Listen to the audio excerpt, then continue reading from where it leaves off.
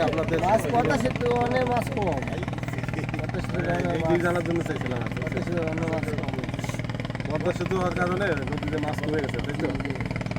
নালা খালা মনে করেন অনেকেই মাছ এসে লাগে। দর্শক আসসালামু আলাইকুম। এবার যে পদ্মার পাড়ে মানে পদ্মা সেতুর নিচ দিয়ে ঘুরে ঘুরে আমরা ভালো লাগলো। এই যে আছে এখানে এই যে আছে পদ্মার পাড়ে যারা জেলে ভাইরা অনেক দূর দূরান্ত থেকে মাছ ধরে নিয়ে আসে এখানে এই মাওয়া পদ্মার পাড়ে এখানে সে মাছের আড়ত এই মাছগুলো এখানে ধরে নিয়ে এসে অনেক দূর থেকে এরা মাছগুলো এখানে নিয়ে আসে পুরো পদ্মা জুড়েই যত জেলে আছে সব মাছগুলো আছে এখানে নিয়ে আসে।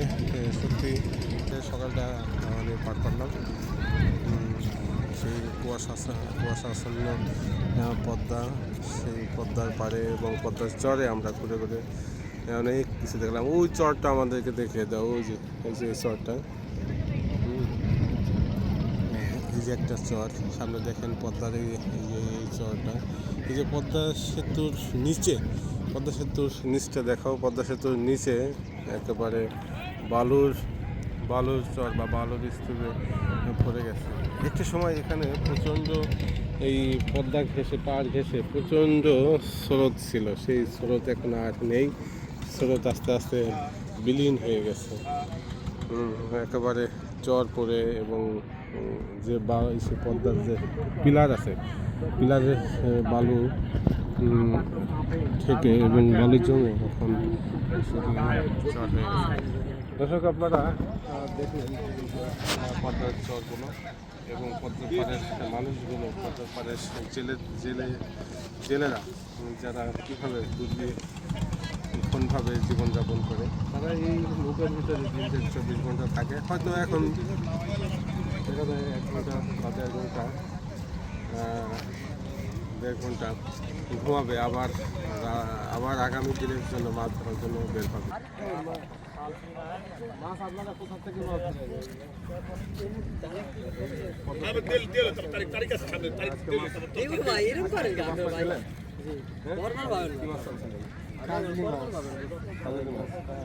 কি মাছ ধরেন আপনারা?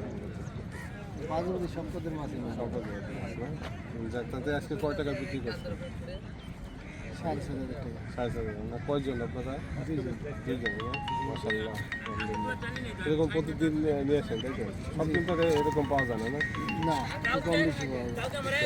এখানে অনেক সময় আপনাদের বাড়ি করে আমাদের বাড়ি দোহার। না অনেক দূর দূরান্ত থেকে এরা আসে তাই তো? আমরা ওই যে অনেক দেখে আপনাদের মাছ পদ্মা সেতু অনেক মাছ কম এই জানার জন্য চাইছিলাম। পদ্মা সেতু অনেক মাছ কম পদ্মা সেতু হওয়ার কারণে নদীতে মাছ কমে গেছে তাই তো? নালা খালা মনে করেন অনেকেই মাছ এসে লাগে। আগে কি বেশি পাইতেন মাছ? হ্যাঁ, এখন কি সেই আগের মতো সেই স্রোতটা আছে? না, পদ্মা সেতু স্বরূপ কম। পদ্মা সেতু কিছু কিছু মাছ বেশি, আগের যে প্রতিদিন মাছ